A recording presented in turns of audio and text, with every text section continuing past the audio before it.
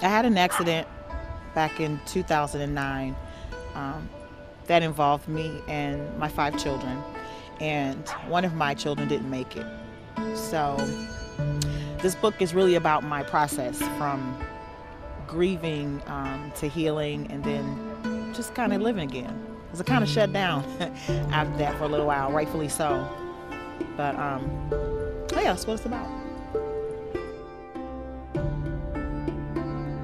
The process, that's a good question. It's hard because in the process you have memories and things that you thought you forgot.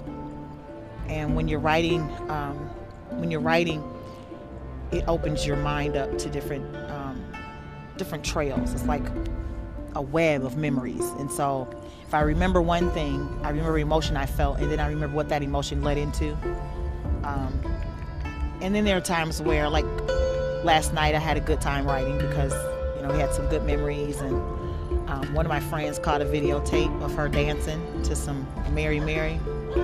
And she's getting it, So those type of memories I have of her are they kind of keep me laughing. But then I have some memories that are pretty sad. But it's not bad. It's not bad.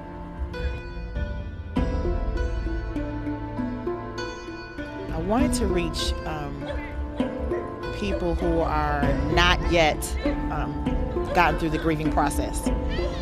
There have been people that we've met, my husband and I have met people along the way who are still grieving and 15 and 20 years later. And I'm not meaning the memory, but I mean hardcore grief because they can't move on with their lives. And so I want to reach those people. I want to reach out to young people. My children have a lot to say as well. They were 12 and 13, I believe, when all this took place. So they have a lot to say.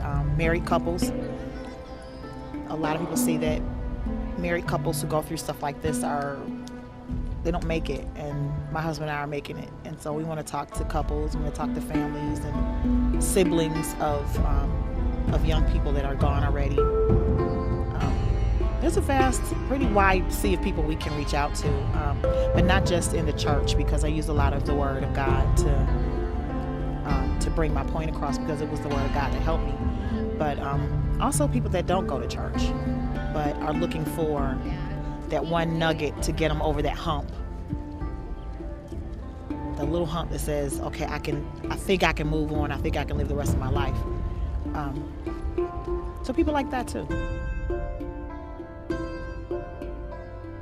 I knew I was supposed to write it or start writing it not too long after the incident happened, but I didn't want to because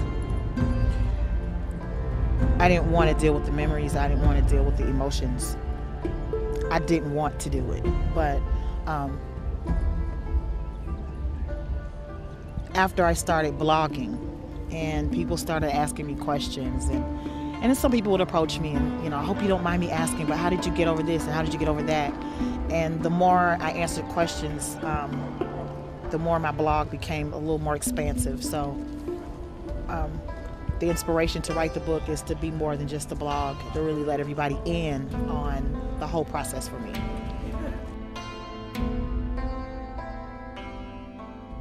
So the one thing that I want people to come away with is when it comes to children and adults too, but in my case it's a child, that the last lines of my book says that death is life.